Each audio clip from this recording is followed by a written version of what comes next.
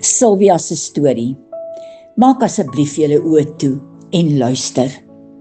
Ek is 11 jaar oud. Ek kan nie lees of skryf nie. Ek gaan nie skool toe nie, want ek moet my boeties en my sussie oppas. En ek is bang. My ouers skree en beklei, die huis ruik na dwelms, stikkende bierbottels lê oral rond. Vreemde ooms vat aan my. My baba boetie huil. Ek is self net 'n kind, maar ek moet hom vertroos, ek moet sterk wees. Ek is nou 12 jaar oud.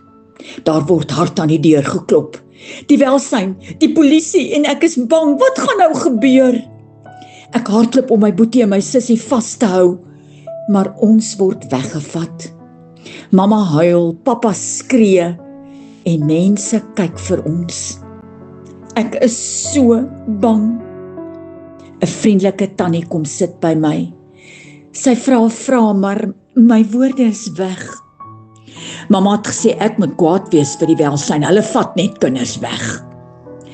Kan ek haar vertrou? Sy's 'n groot mens en groot mense maak kinders seer. Sy vat my na 'n huis toe waar 5 ander dogtertjies bly. Ek voel so dom. Ek weet nie hoe om met 'n mes en vurk te eet nie. Maar die maatjies help my. En die tannie met die sagte oë sê, jy gaan oukei wees.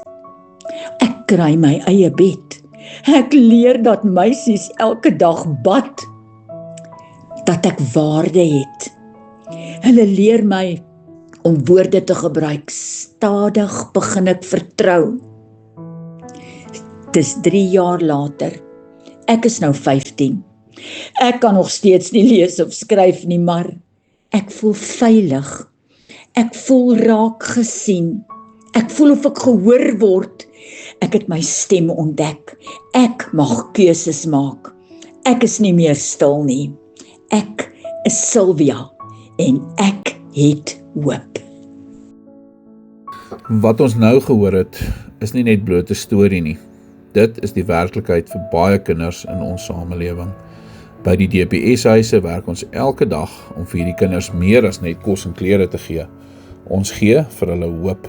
Hoop dat hulle waarde het, hoop dat hulle toekoms saak maak en die wete dat hulle 'n nuwe familie het wat hulle onvoorwaardelik lief het. Die donasie wat u vandag maak, help werklik om 'n kind se lewe en toekoms te verander. Bydraes kan inbetaal word by die Raad van Finansies se Absa-rekening nommer 200287 met verwysing 16 DPSS en u gemeente of persoonlike naam. Vir meer inligting kan u ons webwerf besoek by www.pleegsorg.org.za waar u ook besonderhede oor 'n artikel 18A kwitansie sal vind. Dankie dat u saam met ons vir kinders hoop gee, want elke kind verdien 'n veilige plek om te behoort.